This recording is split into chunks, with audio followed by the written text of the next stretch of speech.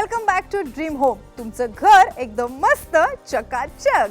साम TV घेऊन आला एक सुंदर कार्यक्रम ड्रीम होम. 16 ऑक्टोबर पासून हा कार्यक्रम तुम्ही पाहू शकाल फक्त साम टीव्हीवर. या कार्यक्रमात ठरणार आहे तुमच्या स्वप्नपूर्तीची दिशा. या कार्यक्रमात जर तुम्हाला सहभागी व्हायचं असेल तर तुम्ही फक्त एक SMS पाठवा. त्यासाठी मेसेज टाईप करा ENQ स्पेस आपलं नाव, पत्ता, फोन नंबर, घर कुठे हवंय ते ठिकाण आणि आपलं बजेट. आणि ही सगळी माहिती आम्हाला SMS करा 9881798817 या नंबरवर. स्पर्धेत सहभागी होण्यासाठी काय कराल? आपण आपली माहिती तसंच घरासंबंधी अपेक्षा, बजेट आम्हाला कळवा dreamhome@samtv.com या ईमेल ID वर.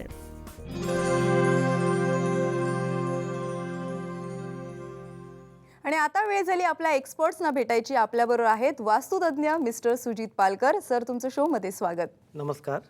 सुजित सरांना जर तुम्हालाही प्रश्न विचारायचे असतील तर आमच्या या नंबरवर कॉल करा. आणि लक्षात ठेवा, तुमच्यातल्या 21 लकी कॉलर्सना मिळणार आहे आमच्या एक्सपर्ट्सकडून अगदी मोफत सल्ला. तेव्हा लवकर आम्हाला कॉल करा आणि तुमच्या प्रश्नांची थेट अचूक उत्तरं जाणून घ्या.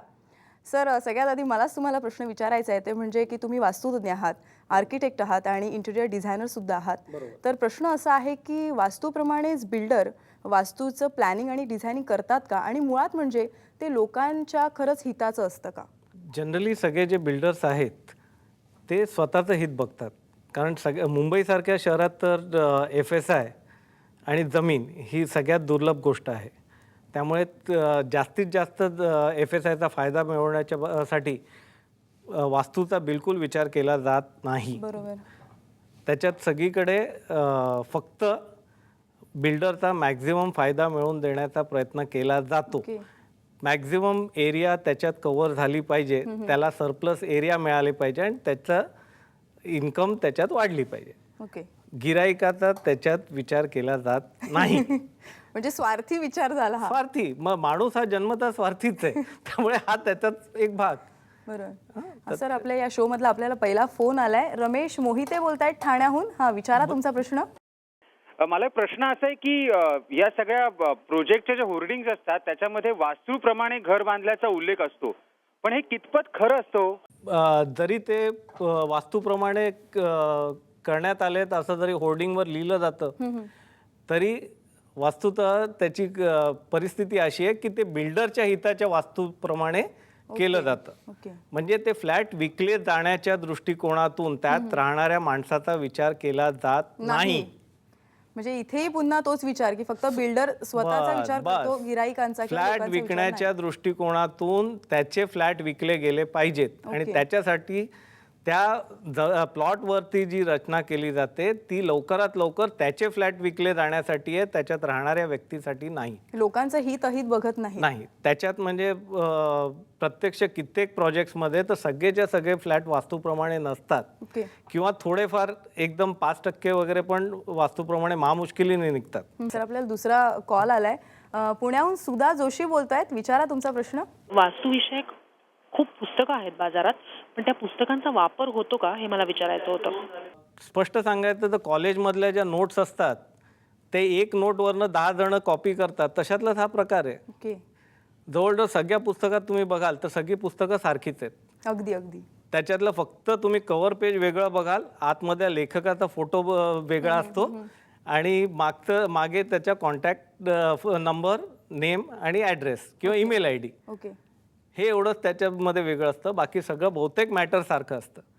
त्यामुळे ते वाचायचं, चुका करायच्या आणि मग त्यांना संपर्क साधायचा, हा त्याचा अर्थ आहे. सर, उदाहरणादाखल जर आम्हाला तुम्ही एक्सप्लेन करून सांगितलं तर जास्त बरं होईल. माणूस हा म्हणजे लवकरात लवकर इन्स्टंट सक्सेसच्या मागे धावतोय. बरोबर.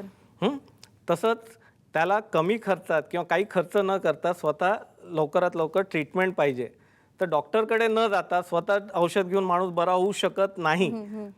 तसंच इथे पण आहे की पुस्तकात काही लिहिलेले म्हणजे ठोकताळे बघून माणूस वास्तू परीक्षण करू शकत नाही किंवा निर्णय घेऊ शकत नाही. कारण शेवटी डायग्नोसिस हा जसा डॉक्टरच्या बाबतीत महत्वाचा आहे तसाच वास्तुतज्ञाच्या बाबतीत पण म्हणजे तज्ञांचीच मदत तुम्ही कुठेही आलं तरी तज्ञ लागणारच. जर स्वतः म्हणजे सेल्फ मेडिकेशन सारखा प्रकार केला तर कुठे ना कुठेतरी तो माणूस अडचणीत येतो. म्हणजे तज्ञांच्या मार्गदर्शनानेच या सगळ्या गोष्टी व्हायला हव्या. श्याम कुलकर्णी बोलतायत नाशिकहून. बोला, तुमचा प्रश्न विचारा. नमस्कार, बोला. बिल्डरच्या प्लॅनवर जी दिशा दिलेली असते ती कितपत खरी असते हे विचारायचं होतं. बिल्डरच्या प्लॅनवर शेवटी काय आहे की तो प्लॅन हा सेल प्लॅन असतो आणि सेल प्लॅन ज्या आर्किटेक्टच्या ऑफिसमध्ये ते बनवलं जातं तो कित्येक वेळेस तो आर्किटेक्ट तर स्वतः तर बनवत नाही, त्याचे असिस्टंट्स आणि ड्राफ्ट्समन बनवतात. आणि त्याचबरोबर तो सेल प्लॅन दिसायला सुबक व्हावा म्हणून त्याप्रमाणे त्याची दिशा पण बदलली जाते. तो जो नॉर्थचा इंडिकेशनचा ॲरो आहे तो थोडासा डिव्हिएट पण होतो आणि प्रत्यक्ष तुम्ही जेव्हा जागेवर जाल त्याच्यात कमीत कमी 5-10 डिग्री 20 डिग्री असा पण फरक येऊ शकतो. माझ्या तर अनुभवाप्रमाणे एक परिस्थिती तर अशी आली होती की जिकडे 180 डिग्रीचा फरक होता, म्हणजे उत्तरेच्या ऐवजी तिकडे ॲक्च्युली दक्षिण होतं. त्यामुळे माणसांनी प्रत्यक्ष जागेवर जाऊनच ते बघितलं आणि परीक्षण केलं तर ते त्याच्या हितात आहे. कारण शेवटी माणूस जेव्हा लाखो करोडो रुपयाची इन्व्हेस्टमेंट करतोय, गुंतवणूक करतोय, तेव्हा त्यांनी घाईघाईनी करण्याचा प्रश्न येत नाही. त्यांनी नीट सांभाळून सावधपणे पुढे पाऊल टाकावं. अगदी अगदी सर, आपल्याला आणखीन एक कॉल आलाय. रमाकांत कदम बोलतायत डोंबिवलीहून. विचारा तुमचा प्रश्न. जागा घेताना कोणता एंट्रन्स पाहावा, प्लॉटचा एंट्रन्स की बिल्डिंगचा एंट्रन्स महत्वाचा असतो?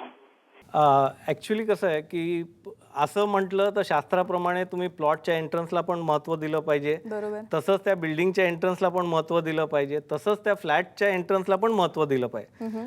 पण शहरात एस्पेशली फ्लॅट सिस्टममध्ये राहताना तुम्हाला ते शक्य होत नाही मॅक्झिमम केसेसमध्ये. आणि त्याचबरोबर तो अख्खा प्लॉट आणि ते बिल्डिंग हे तुमच्या मालकीचं नाही. तुमच्या मालकीचं फक्त त्या 4 भिंतीमध्ये जी वास्तू आहे, जो आपण फ्लॅट म्हणतो, ती आहे. त्यामुळे सगळ्यात पहिलं प्राधान्य तुम्ही त्या फ्लॅटला द्या, त्याच्यानंतर त्या बिल्डिंगच्या एंट्रन्सला द्या, मग त्या प्लॉटच्या एंट्रन्सला द्या. हा सिक्वेन्स मी तुम्हाला एक्सप्लेन कर. असं अनेकदा म्हटलं जातं की एका फ्लोअरवर समजा 4 फ्लॅट असतील तर त्या 4 पैकी एक फ्लॅट हा अगदी 100% अचूक असतो आणि एक फ्लॅट हा अगदी दोषी किंवा बाधित असतो. तर खरंच हे त्या पद्धतीनेच असतं? असं हे नेहमी नसतं. कित्येक वेळेस तर 100% खराब असतात 4ही फ्लॅट. हां, आणि कित्येक वेळेस 2 फ्लॅट चांगले पण असतात.